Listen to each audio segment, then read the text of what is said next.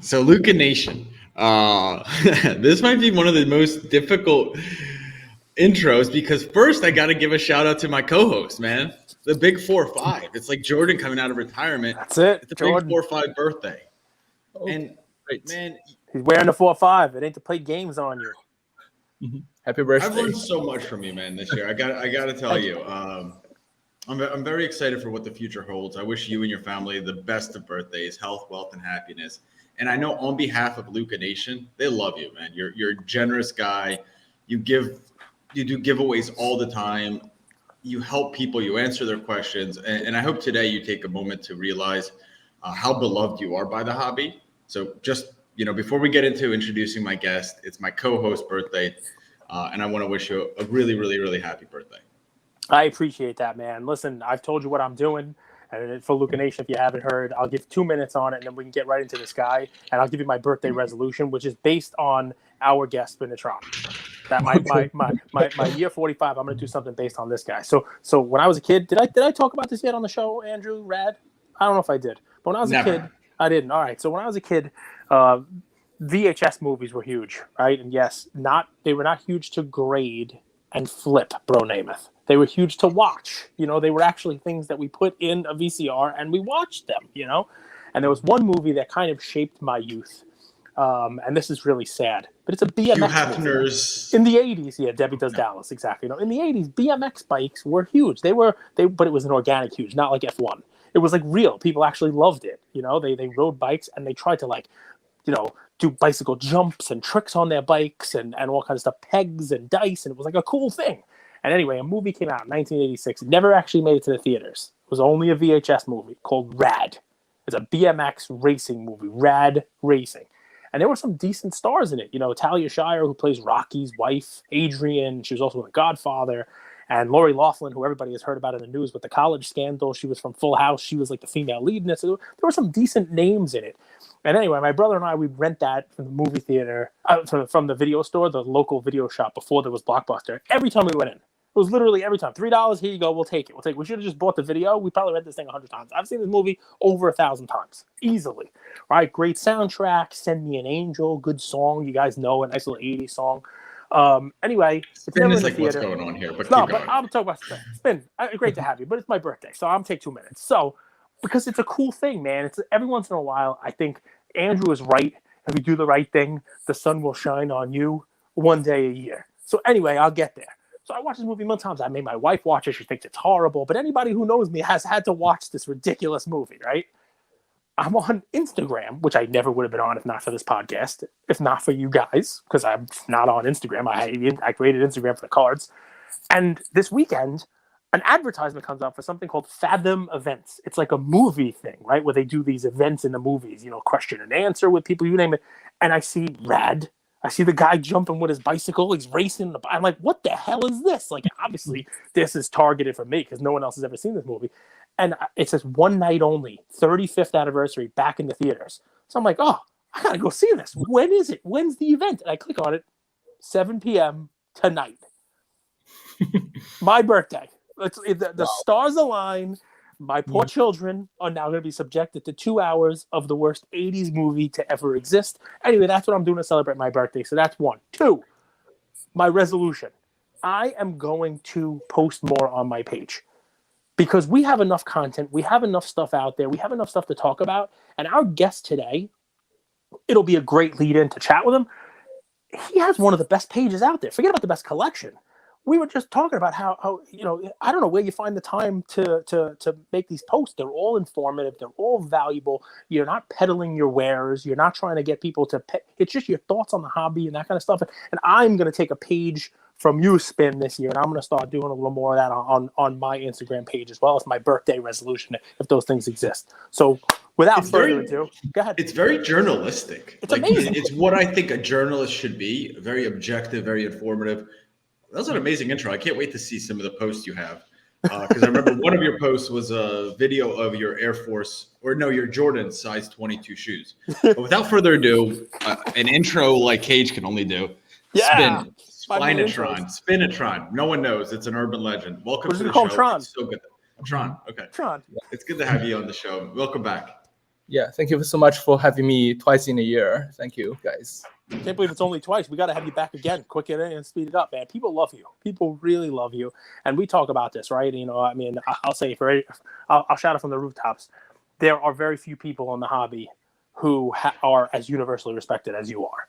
And we are lucky that you come on. We're lucky that you're here to chat with us about collectors. And when Andrew said, hey, the 10 for 10, let's do a collector's version of this. Let's talk to actual true collectors. Your name was top of the list. Literally from us, top of the list. And then people who are, hey, you got to have Spin back. You got to have him back on. He'll talk about his collection. So, that and, we've been trying to navigate the hobby waters for a little while. We've heard something bad said about a lot of people. Something good said about a lot of people too, but no one's universally loved. You are universally loved, man. Like we've never had anybody say anything bad. The card porn post is in the works. They will find something about you eventually. Nobody's as clean as you seem to be, Tron. But seriously though, I mean, whatever you're doing, keep doing it. Everybody loves you. Everybody wants to hear more from you, and obviously, what it shows is that you're doing it the right way. So welcome. We're happy to have you. And let me jump into it, Andrew. I know you have a list of questions. I only have one. A ton of them. Right? So my one question is for the collectors out there. The hobby's in a different spot than it's been for the last couple of years, right? What do you say to the folks out there who are collecting, who haven't been in it as long as you, who haven't built up the stacks yet, who haven't built up the big cards that they can lean on in a leaner time, right? And they've only been in it 6 months or a year, and they're actually thinking about heading out the door. There's positive content out there. There's positive people out there for them, but it's not as easy to flip. PSA is closed. It's not as easy to color up and stuff. What do you say to those folks?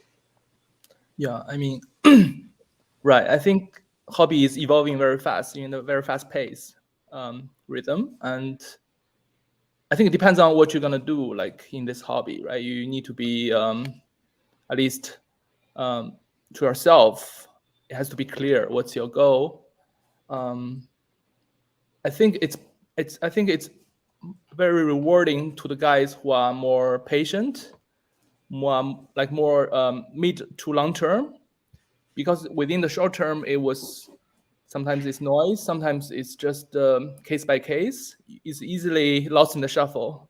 I think if you set your sight on the reasonable time frame, maybe at least 2 or 3 years before you do anything crazy, and I think that's generally better than already think about how to do with it before the items come in the mail. You want to what are you gonna do with it? It's not even here yet. I want to move it or something. Yeah, I think lots of pump and dump kind of thing.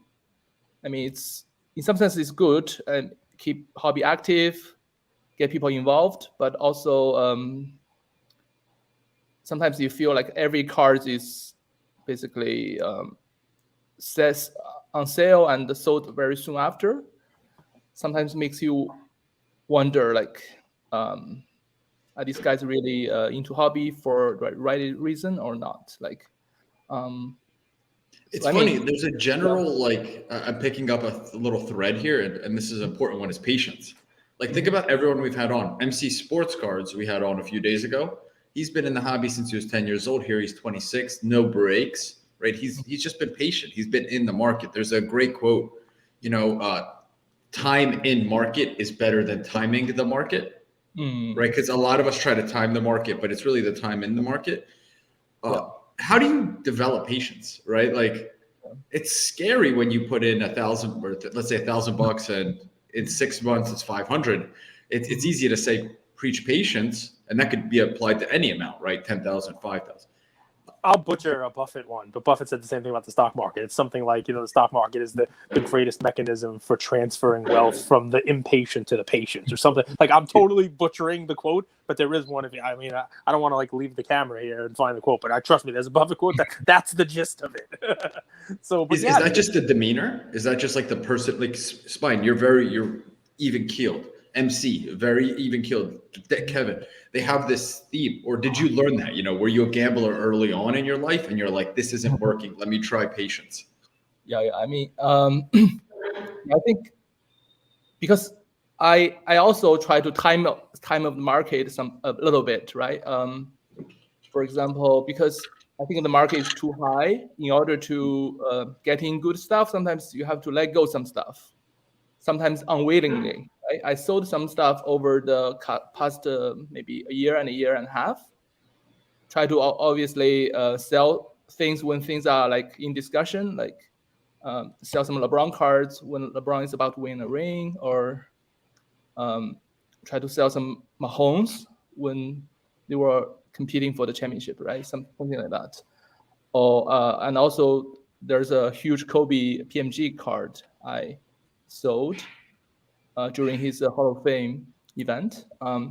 That was partly try to cover some cost, and also try to, because Kobe market is fairly less active, so lots of comps are old comps, and for Kobe's biggest occasion, I want to contribute something like huge and people can talk about. So that's the reason I did those sales. And but if you look after, maybe months later, it's under sale, and sometimes it's bad timing. And also some Mahomes went really good, but auction ended before the Super Bowl. And after the Super Bowl, it didn't go the Mahomes investors' way, right? Some cards are not paid, so it's really hard to time. And also for the Kobe's card, I thought Hall of Fame is a great event to like cash out something, but actually everybody has the same thought, right? So basically, it's a very crowded marketplace, and also very unfortunately the crypto thing halved. Like BTC is very strong, right? Like 60,000, and just halved like 2 days before the auction. So that definitely created some confidence. So you were selling these cards. This was like February, March of this year, and Bitcoin was at 60,000. Right. And then, or maybe I think it was actually April time, and Bitcoin went from 60,000 to 30,000. And it's funny that you bring that up, because Bitcoin has become kind of a bellwether, not stock, but like an indicator of wealth, right? Because, well, a lot of crypto money, a lot of people hold their money now in crypto, and they take it out at, golden auctions. You could pay in Bitcoin and Ethereum, so if your value goes in half in a month, you can't buy the same cards that you could have bought just a little bit ago. I didn't even think of that. That's I made a IG story talk about the synchronization between the cryptocurrency, like peaks and valleys, with the card market general trends. There's something there. I could have put it in IG story highlights. You can check it out. And there goes half of our audience. No, it's true though. Listen, they hate it. Forget about that it's crypto for a second, or forget about that it's Bitcoin.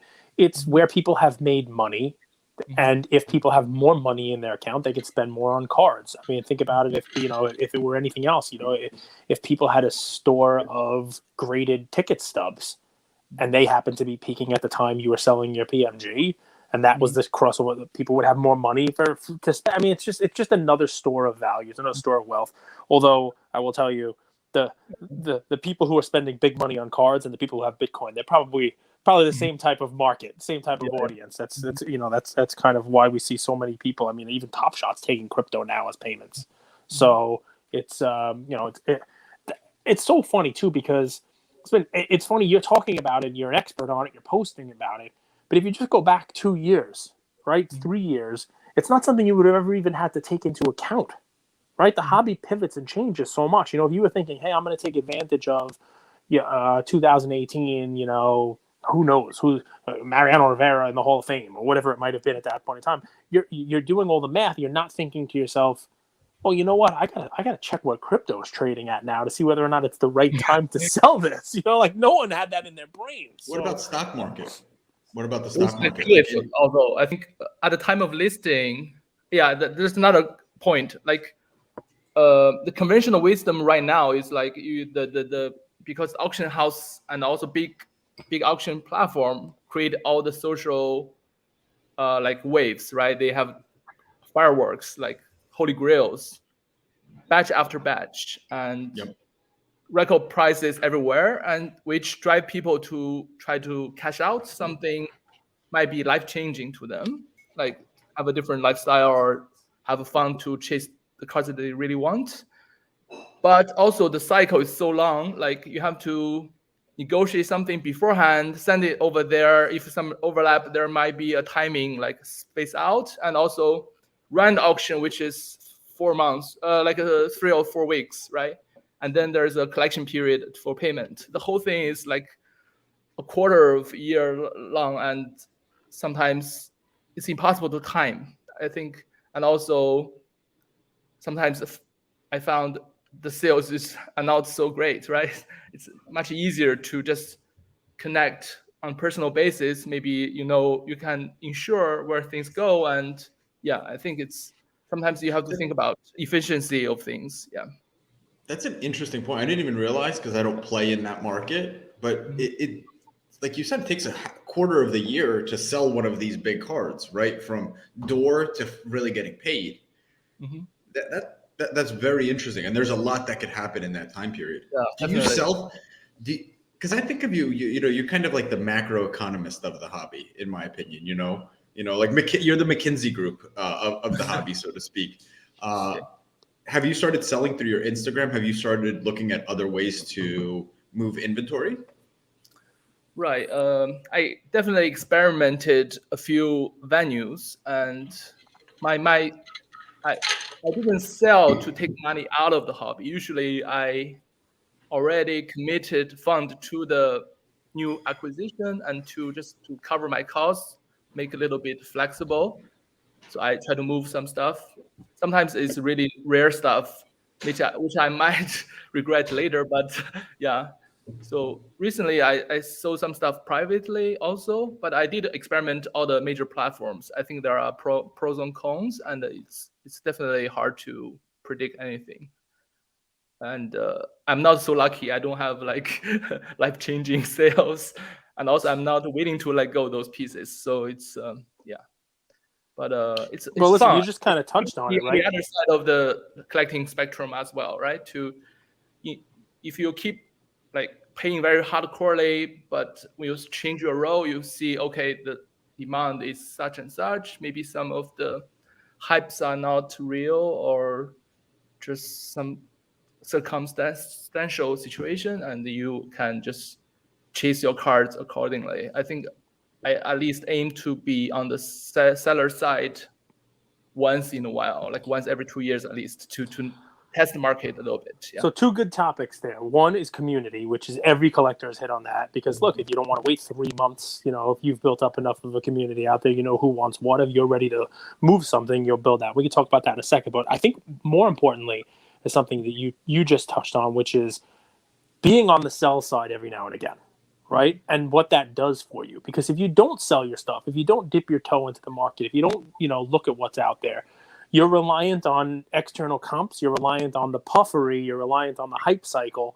and you've touched on so many great things, right? Like the last comp might be wrong, because the last comp might be right before Mahomes lost the Super Bowl. You know what I mean? And it didn't get paid, right? It might not be the right comp, and it also might be a third-party price vendor that doesn't have the right price on the card for whatever reason. Yeah. If you're in the sell mode and you're out there testing the Kobe market, right? You're out there you're dipping your toe in the water, and you're selling a couple of Jordans or a couple of Kobe's or a couple of LeBrons. You can actually, it's like a litmus test, right? You can actually gauge what the real demand is out there, because now it's your card, right? It's not being distilled through somebody else's eyes or somebody else's value system that maybe they have an agenda. You want to see what your cards are worth. You want to see what the market for players are, and it's unfiltered. Go ahead, Andrew. Cage, I'm doing that with my Panini NFTs actually, just to be transparent. Yeah. But do you second, I need to open the door. Go ahead. You're fine. Do you need to have multiple? It's the mailman. There's some PMG greens. He doesn't want to miss them. That's incredible. He's like, yeah, I just wanted to sell my Kobe PMG just to just to promote the whole thing. Cage, I love that theory. Like when you sell one of your cards, but don't you need multiples, right? Because if you sell and you don't have any others of that guy. Yeah. So it's part of it, right? Like you could put it out there and see what kind of offers come in, which is not the greatest like liquid for auction one would be. Some people are hesitant to give offers, but yeah, if it's not something you have multiple of, at least you can get a pulse on the market for the player. You know what I mean? Like if you're a LeBron collector, you could put a couple of them out there, maybe not your best ones, and see what kind of market there is for that, for LeBron as a whole or Kobe as a whole. But yeah, if you have multiples, it's much easier. Yeah. That's why I like to do pairing in my PC. Sometimes duplicates, because sometimes it's like the first time you buy a thing can be overpaid. The second one pop up cheaper, and you average. That's one way to get a pairing. It's also one way to go broke. Yeah. It's like always like this, right? You don't want to be like listen, we're not all winners, but so I mean, like, I bought my Scoring Kings Jordan for a lot of money, and the next one that came up, I'm like, this is a lot. This is selling for a lot less. But I didn't have the money to buy a second one like a month later. It happens, but I probably should have, because now they're back up. But yeah, I mean, you're 100% right. I mean, if you can pair your collection up, it allows you to kind of test the waters out.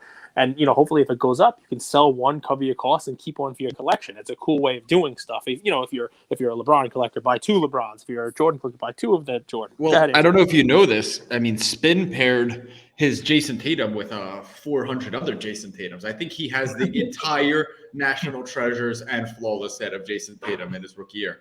What do you expect from him this season? I expect him to have a huge year, because he's the type of guy that get the max contract and then just went out on the same night to do gym, right, to the midnight or something. And also during off season, guys do fashions or travel around promoting stuff, making movies, and he's like beef himself up, right, very strong. I think he's definitely had the right mindset, and also he's a smart finance guy. Also, he never spent any real salary. Always only spent like the endorsement money, like Gronk. And also, I think he was not put in a situation to succeed in Celtics, because guys around him are similar type of player. He never get the usage rate of like Luka and Trey. But despite all of that, he can get his role and his stats up, right? Like in Team USA, everybody just played like kind of randomly, right? Like yep. Yeah. He played really well for Team USA this year too, and I think he came off the bench. Yeah, he's not even starting, but yeah, I think he's the number 2 guy basically on that team already. So I think he's due to a huge year. I hope. Yeah. Who else are you looking at? I mean, you have one of the best collections in the game. Could you take us back to? I mean, when did you start collecting? Mm-hmm. Yeah. When did you start collecting? Was it? Yeah, I think around 2009-ish. Yeah, that was a time which just actually someone the other day asked me about during your collecting years. It's been a long, like 13 years or so, right? Have you ever seen such a crazy rise in prices, and what's happened after and so on, right? And actually, around the time I entered into the collecting of the cards, 2009, that was, I think, also at a similar situation as of now, but much lower level. Before my entry, for example, Kobe Credential now, out of 8, which is one of the top Kobe cards, only sold for 350. Like, but when I entered, that card was on top of my list, right? So I bought one for 6,000, which is already like 20x, right? Which, in some sense, is kind of like this, right? These years, if you look back, maybe 2 years ago or like 18 months ago, price might like go up like 10 times or something, sometimes 100 times, right? For the right cards. I think it's a similar situation. It's incredible, but I think the price steadily kept on that pace, at least back then. For example, like if I entered the hobby like 2 years ago, like before 2 years prior to my entry, that would be 2007. I would have, like based on my taste and goals, I would have gotten the Jordan Green 2 times at least, I think. At that time, it's 6,000. And like 2 years after I entered the scene, I had chances at 30,000 or 40,000. So it's like a similar type of multiplier we have seen now, like compared to like a couple of years ago. So in that sense, it's a little bit similar, just at a much lower level back then compared to now. Because It's not now just me, Andrew. It's not I was just me. thinking of you. Every collector has it. Every collector says, I should have bought this. I should have got this. I could have got it. So, Spin, the Jordan Green, what do you think it's worth now? Okay, so you can just give me a ballpark. How many million? Yeah. So let me see something because okay, so for me, because I'm 90s collector first and foremost, right? So my favorite year obviously is the 97, 98, like this year when Jordan played his last game as Bull. And for the Jordan cards, obviously the top 3 cards are the green and also a credential out of 9. Credential now. Yeah, that's 97, 98. And also Matumbo. The game jersey auto, right, out of 23. Those 3 cards, I call it a trifecta or trinity of Jordan.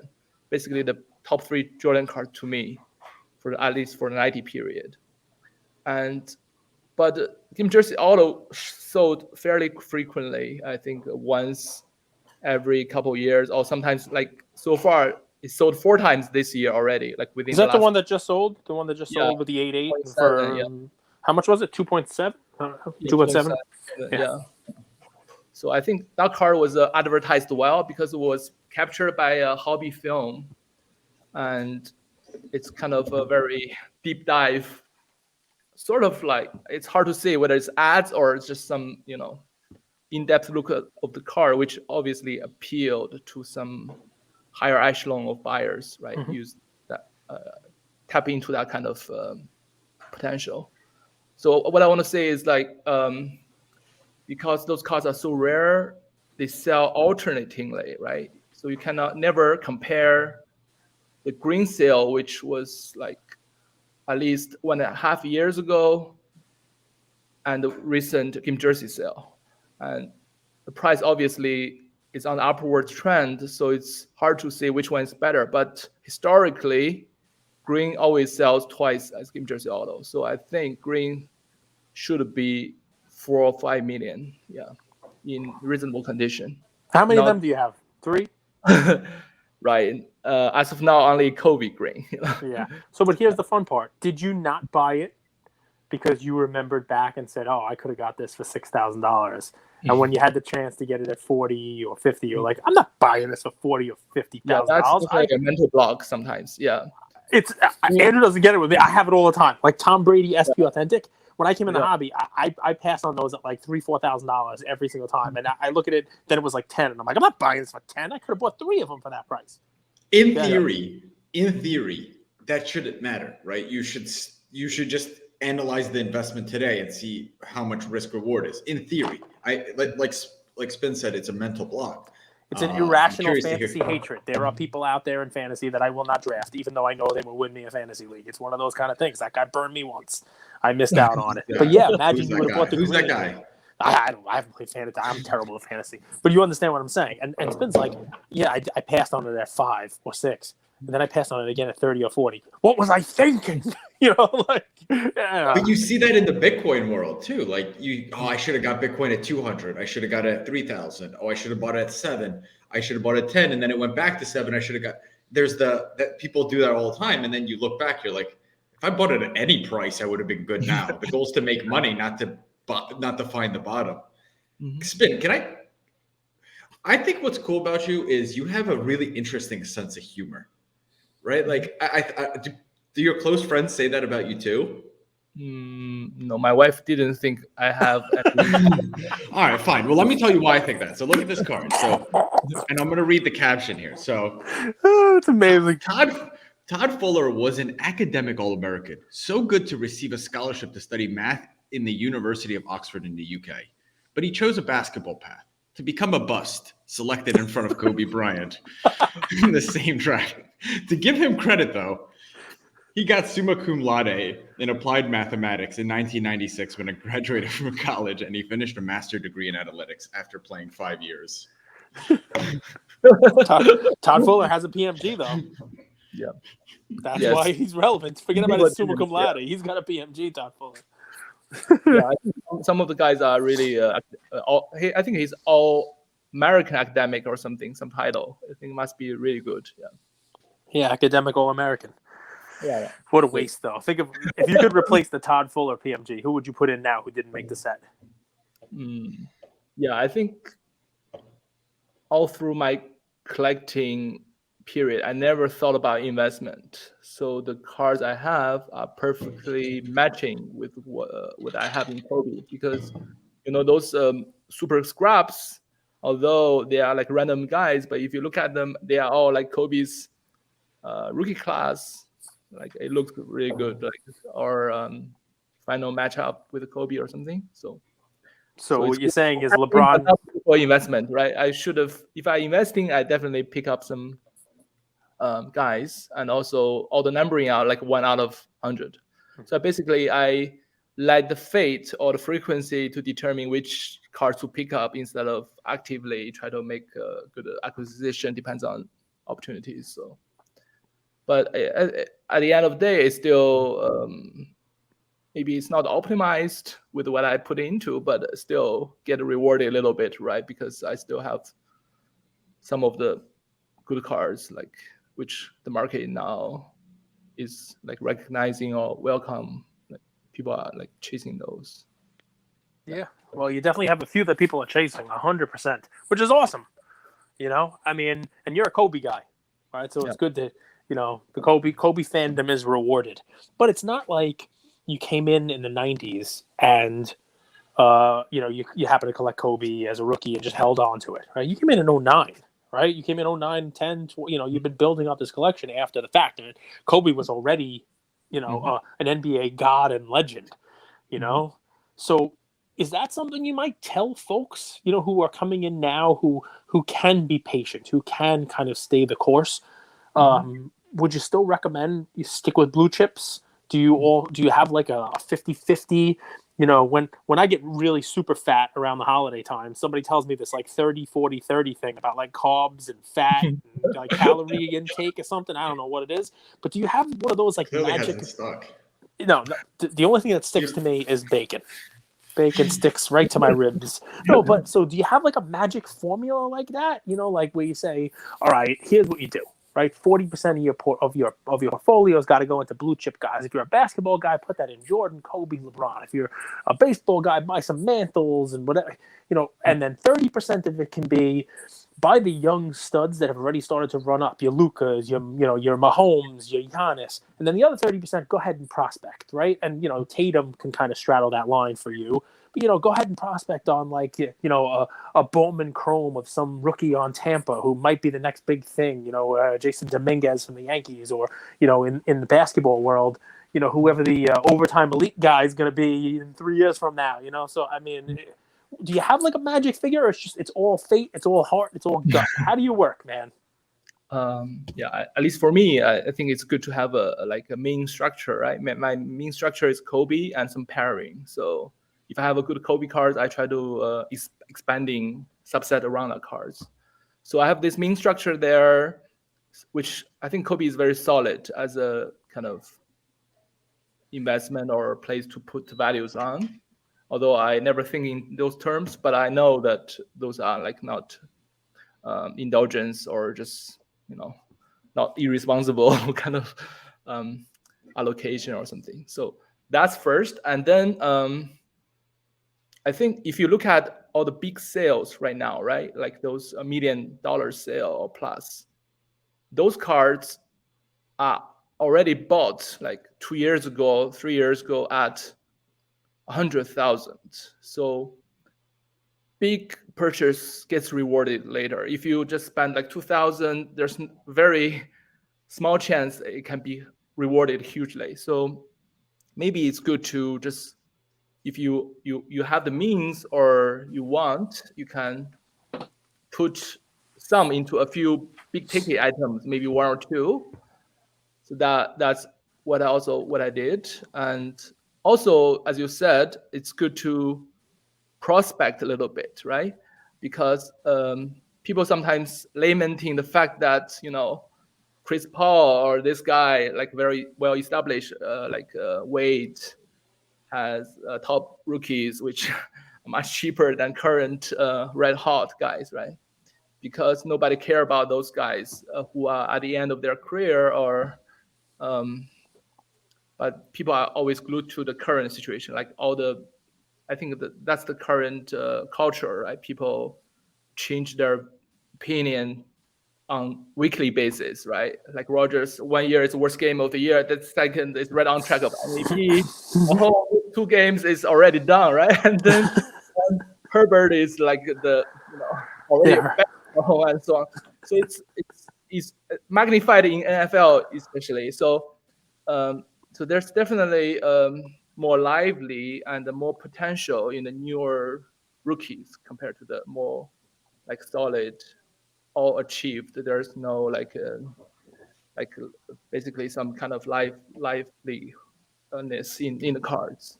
I think the more speculative it is, I think the more reward it is, right? So and also, if you, from my experience, right out of the gate, price can be high, but you can guarantee you get a chance, right?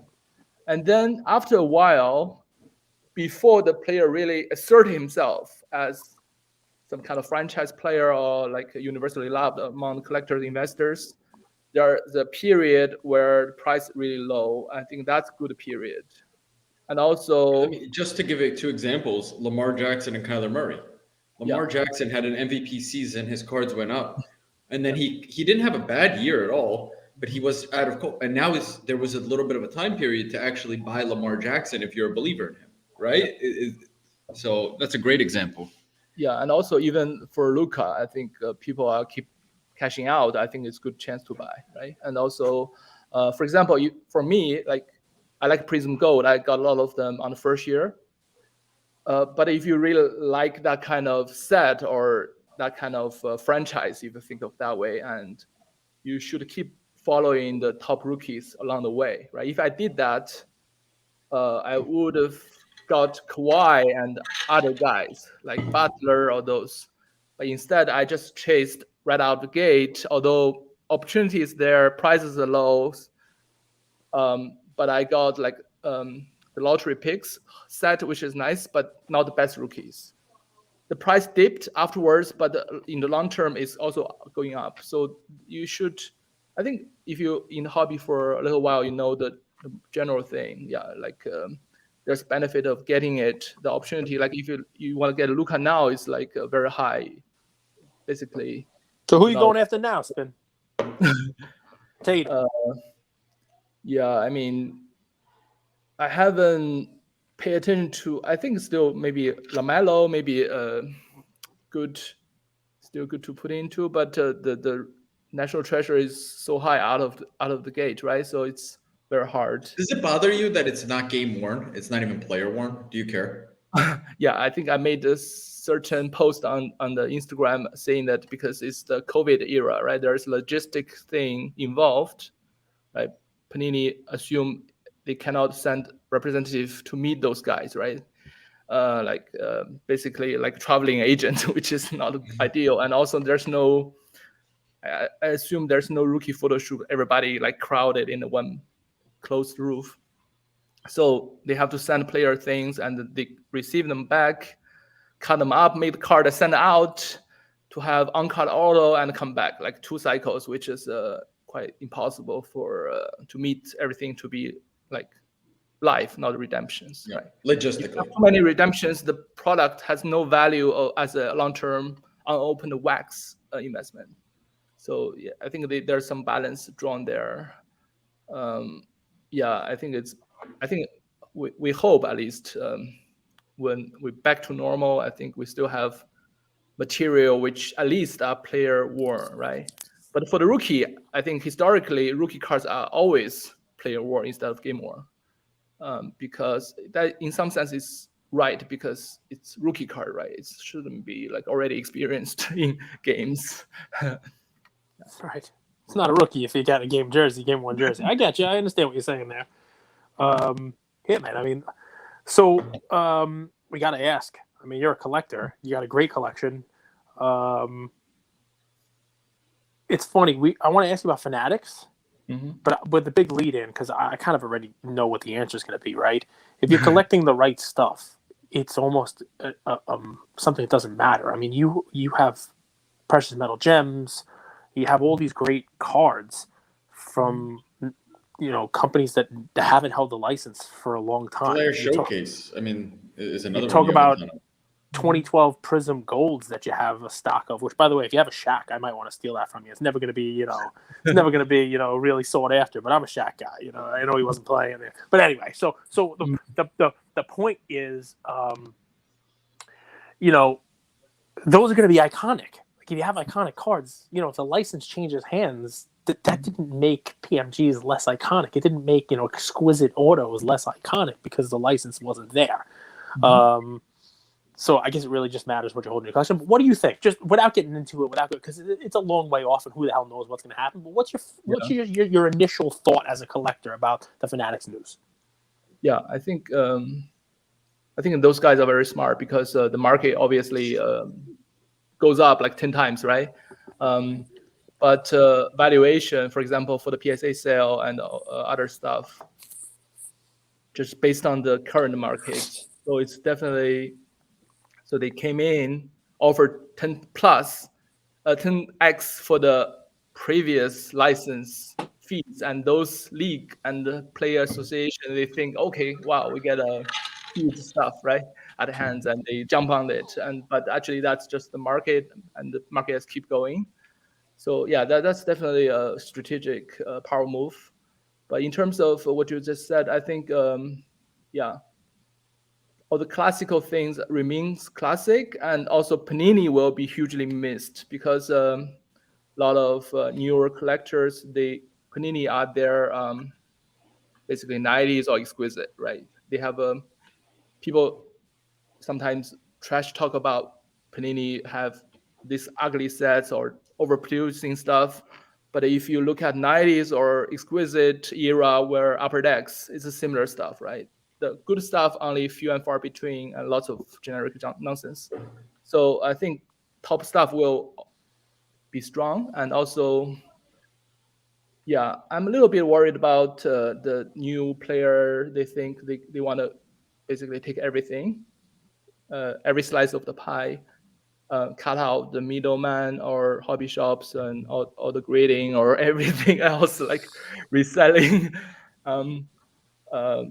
From reading on the forum, it seems like every card will be available, adjusted to the markets at that time, so you can always buy certain things. For example, a Jordan Green will be there, maybe 5 million or something, and you can always access to everything, or at least within minimal efforts. I think that's not the collecting. Sorry for my daughter's. I was gonna say, who's playing that game with you? Yeah, I think that's not the collecting. Doesn't she have violin practice?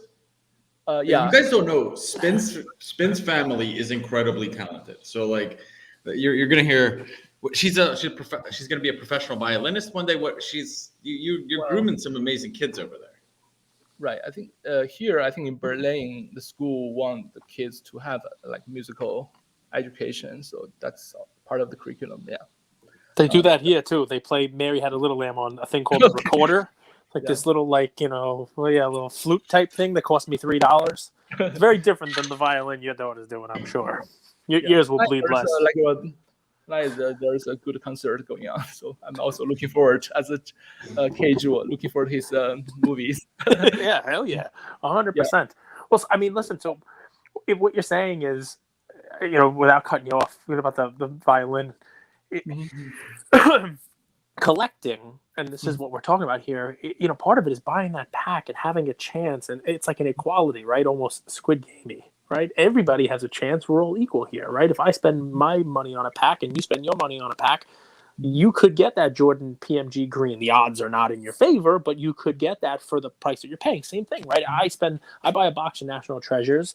you buy a box of National Treasures, you might get the Zion RPA, and Andrew is just as happy with his Koga Batazzi. You know, I mean, I love Goga. right? Stretch big. Right. Yeah. So, but Yeah.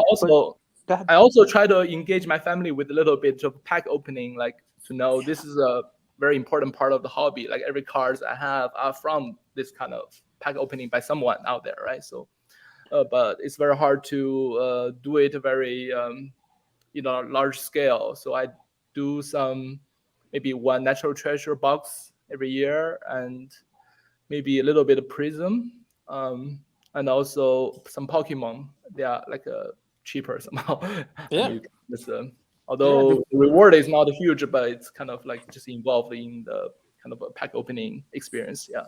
It's important good stuff. That, yeah. By the way, if you can at a decent price, Celebrations Pokemon, the 20th anniversary just came out last week. You can get like an Elite Trainer box, $50-$60. I think I got one for $45 from my local guy.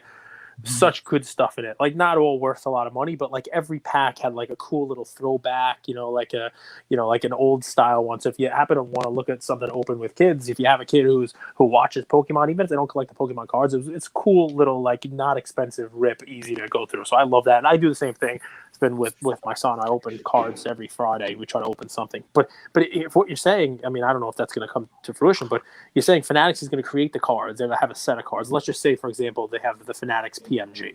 We're calling it the FMG, right? For Fanatics, right?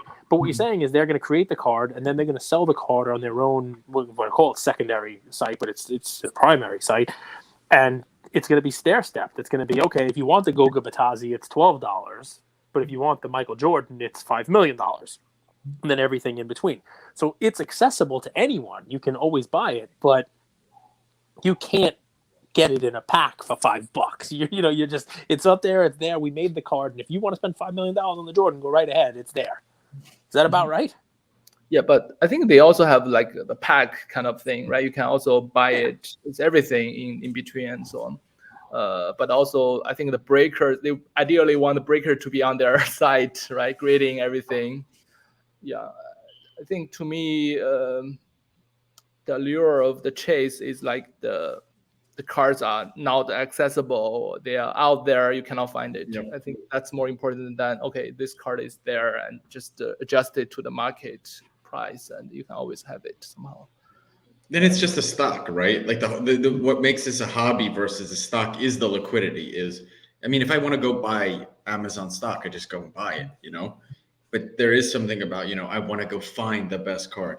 I got to tell you, man, your posts are hilarious. If you guys aren't following Spinitron, just go and do it. Like, just go through it and look at his posts. Here's another one. So I'll read it to you, then I'll show you, because I don't know how you come up with this stuff. So he said, since this is during the NBA playoffs, you say, since now it's the best of 3, it's time to revisit the all Spinitron team versus the all Jenner team. So people who've dated Kendall Jenner, and he has screenshots of Ben Simmons with Kendall Jenner, Jordan Clarkson, Blake Griffin, and Devin Booker. Then you say locating and acquiring cards are important and fun, and organizing and recognizing pattern post acquisition are even more fun. Everyone knows I love the first time True Prism brand meets Logo Man in Panini blockchain NFT.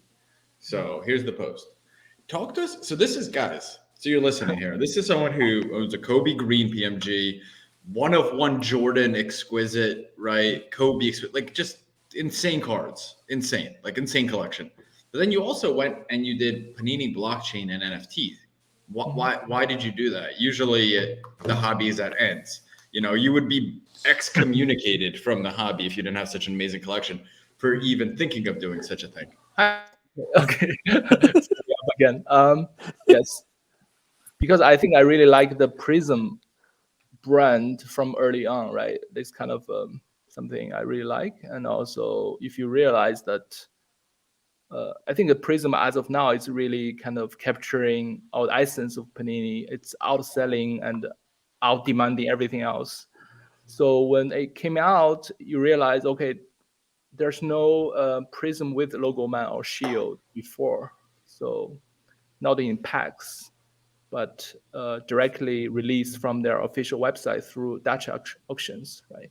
And you realize that, and then you try to And also it's a kind of a best kept secret because sometimes people just forget about something is going on this week, and yeah, the price can be good. At the very beginning, I have to admit I like the physical part, right? I have this physical card, but as time evolved, Panini really is ahead of the track for like because their digital cards already make appearance in the January 2020. That was well ahead of the main NFT train, right? Which is like maybe December or January of this year. So they are well ahead of the game.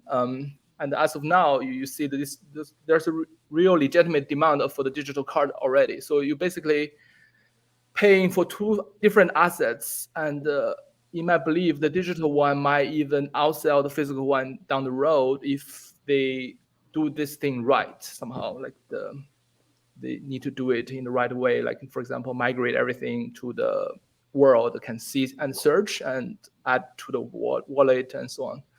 There's some way to go. There's a reason against it because they want 10% commission on their marketplace and so on, right? And also they don't want to be a mess, right? Dispersing all over the place. It's a hard, anyway. And also there's some pushback, right? People say, okay, this is not a pack put, it's directly offered, right? But if you know the story of NFT and drops, right? They always drop through some timed release or given like asking price that you have to buy or negotiate. So it's definitely the right way to sell. And also people sometimes also against, okay, those autographs are sticker autographs on the cards. They want I don't understand why they did that.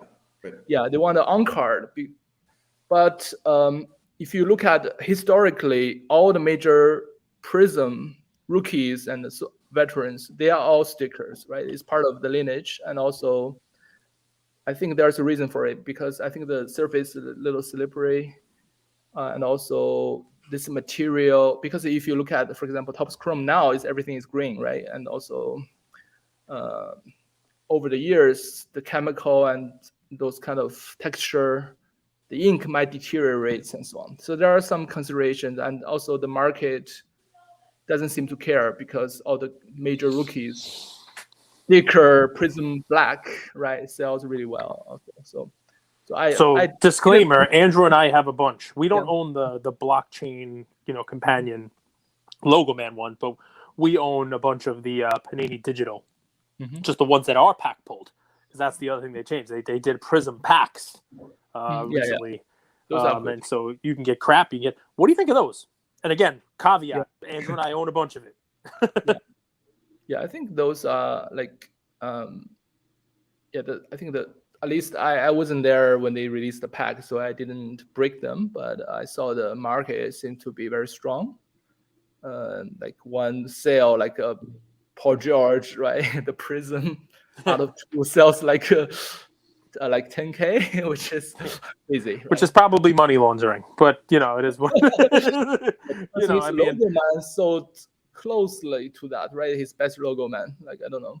So that's what was eye popping, and also I tried to chase a little bit Otani, and I don't know whether it's timing or something. There were like at least 5 of them on the market, and I just couldn't get hands on anyone. And sometimes they sold later, cheaper than my offer or something. I don't know. I don't know how the market works and how they communicate, or there's might be some also offline deals and so on. So I get nothing, and there's none in the market. So it's and also those digital thing outsells the physical thing, because I have Prizm Gold Otani, which is exactly the same looking, cheaper than the digital. I got them. So it's the digital sold for $15,000, right? The digital 101. Yeah, 101 is crazy. Yeah, but it looks really nice.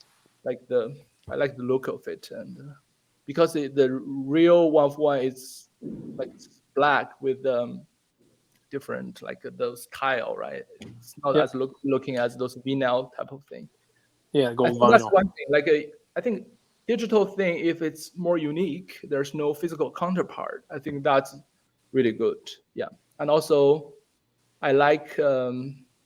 Speaking of digital, I think there are so much potential they can explore. Like, for example, the motion aspect, right? You can, like, for example, a card was designed this way, like evolve of like concept, print, and such. Cage had a cool idea.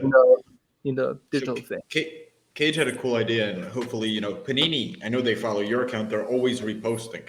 By the way, whoever runs Panini's Instagram, we don't need to see 600 stories in a day. I can't look at all of your guys' stories. So just a little bit of that. But Cage had an idea. When you pull a card, if on the back of the card you have a little bit of a QR code, and you could scan that QR code and activate like a digital version on top of your real version, right? So you pull a little Prizm base, but on the back there's a little QR code where you go, you scan the QR code, you create a Panini account, and you have a digital counterpart to your real counterpart.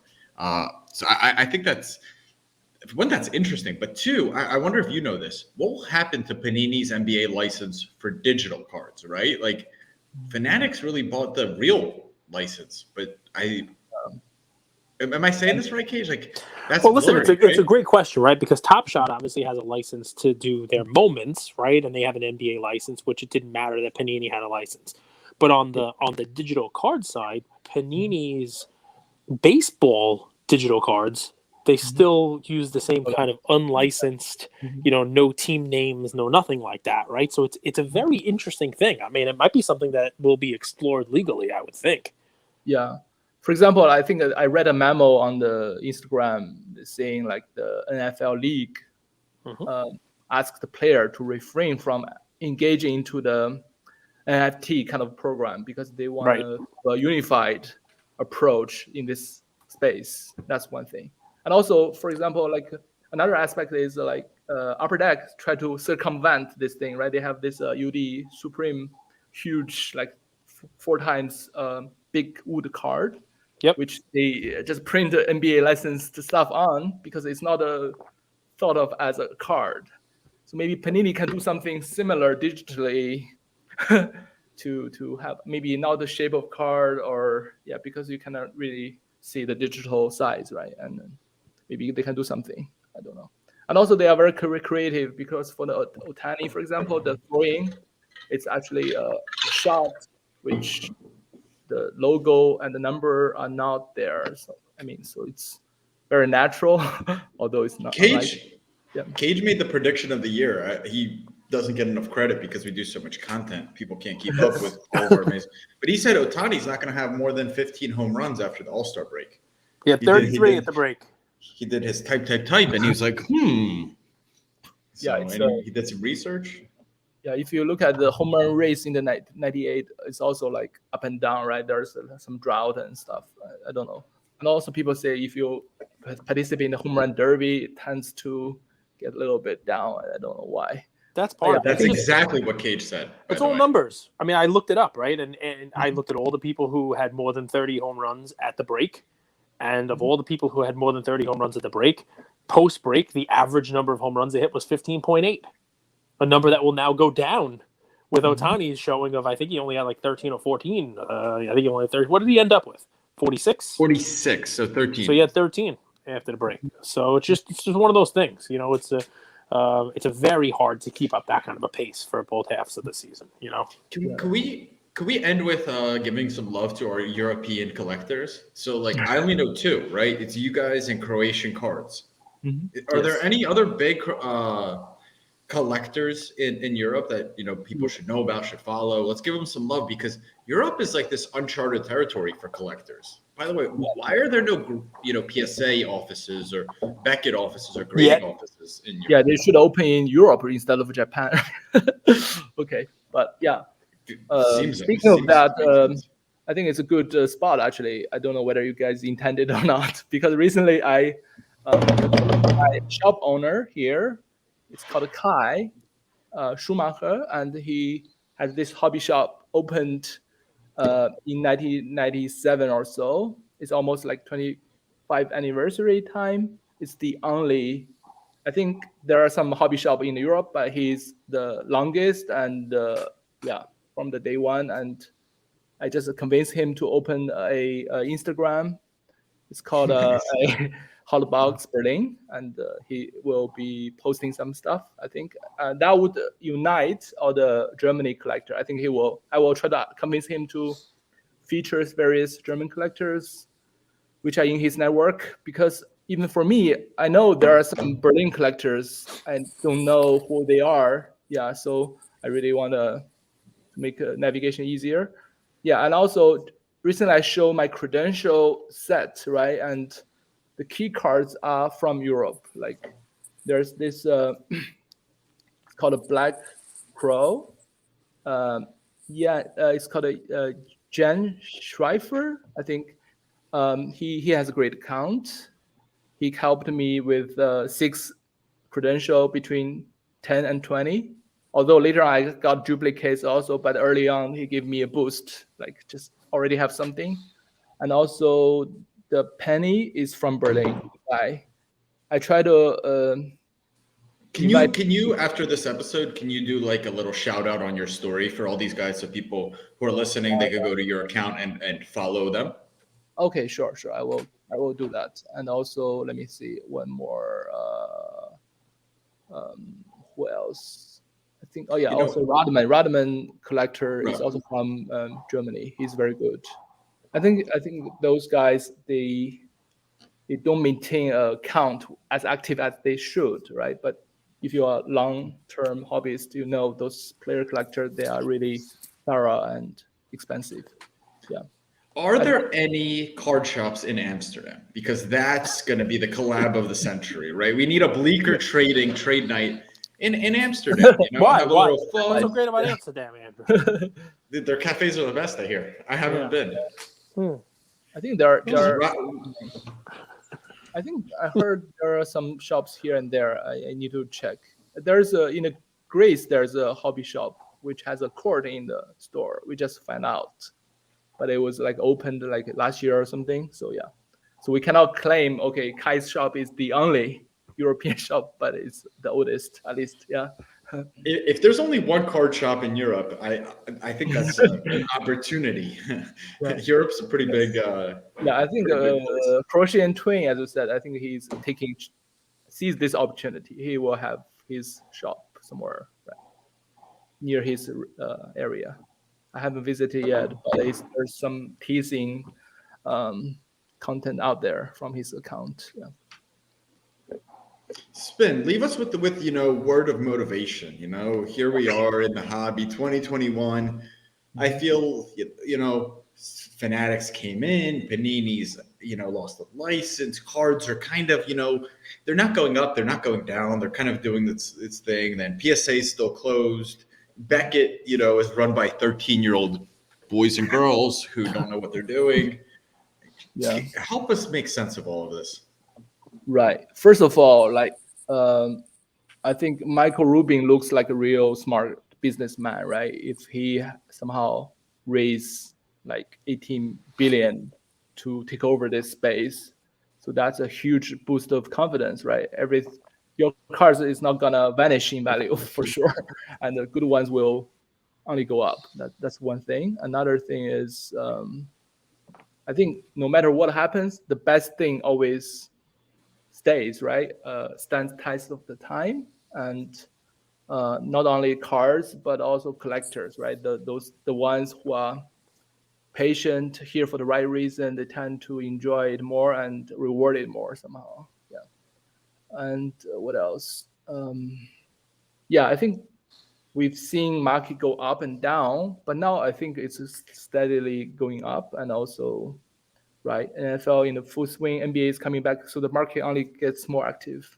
So I think it's a good spot. I think the NBA draft class upcoming seems to be a good class, right? And also, although the NFL class is not a good class, but the current one is an interesting class, like 5 quarterback mix, right? I think cards are hand in hand with the sports, right? If the sports is boring or lack of storyline, it's only become like those goats like Jordan, Kobe, LeBron, and those kind of. But now, the young people evolving and lots of storylines, right? Like revenge, like Brady game, like try to determine whose credit it is, and also lots of like Kyler Murray, like defining like the small guy. Mahomes versus Herbert. Yep. Mahomes, Yeah, Herbert, Lamar. Yep. Yeah, and also Football is NBA. interesting though with Yeah. QBs. Like it doesn't look like a great class, but there always will be one. If you go back a couple of years, people weren't talking about Daniel Jones, and then he was drafted by the Giants, and all of a sudden he's a Giants quarterback, and people are going to go after his cards. Trey Lance. I mean, there are people out there who they're not like not everyone's going to be Trevor Lawrence, where okay, that's your number one pick, and blah blah blah.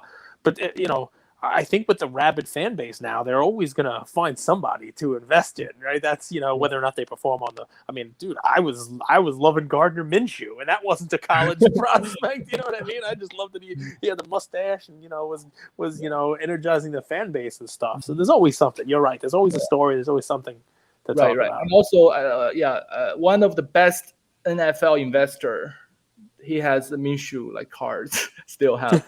So, I mean, everyone, you see that their successful side, but they also have less glamorous side, right? So people just need to take a balanced viewpoint. Do not get pushed or influenced by the outside, right? Just stick to your kind of goal or your path. It's easier because people try to sometimes to make themselves look way better, right? Yep.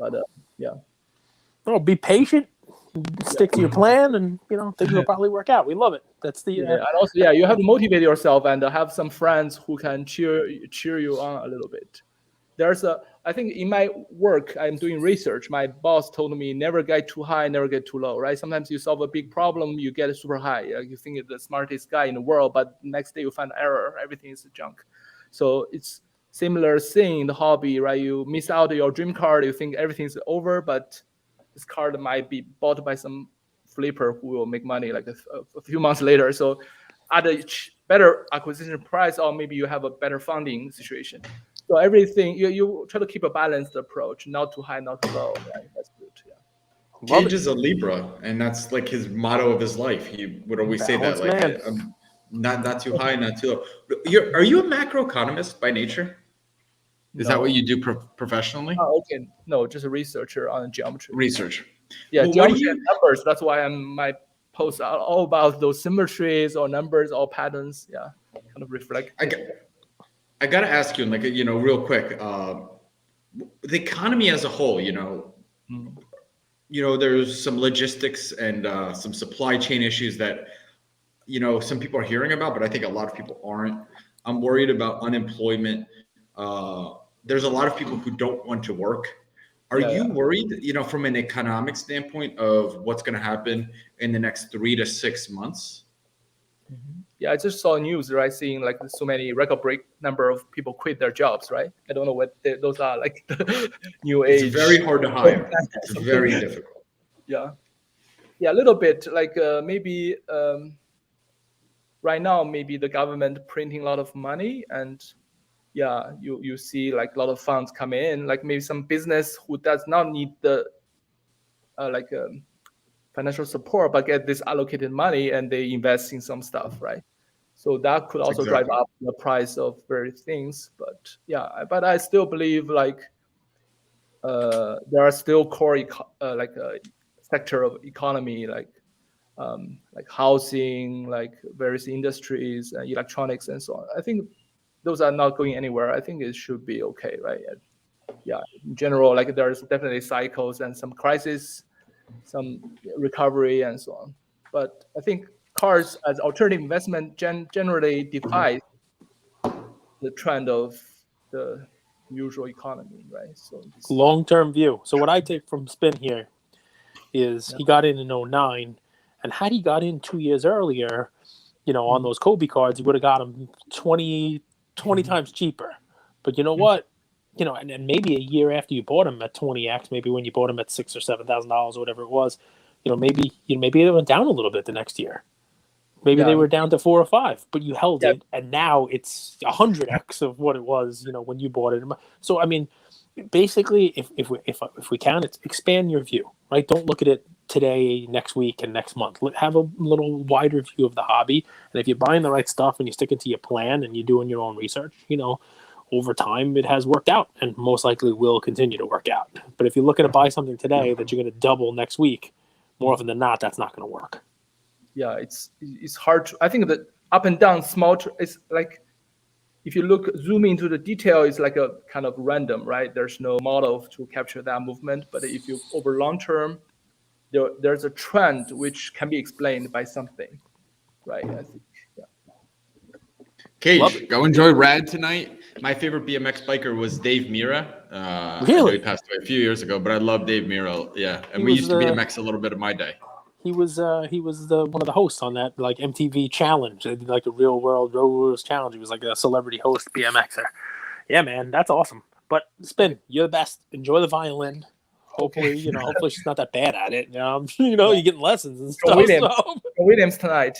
Yeah, with Nice. all the major popular concert pieces. Beautiful. Love it. Thank you as always. You're the best. We love having you on. Talk to you soon. Thanks so much for having me and give me a platform to chime in on some stuff. Thank you so much. Yeah.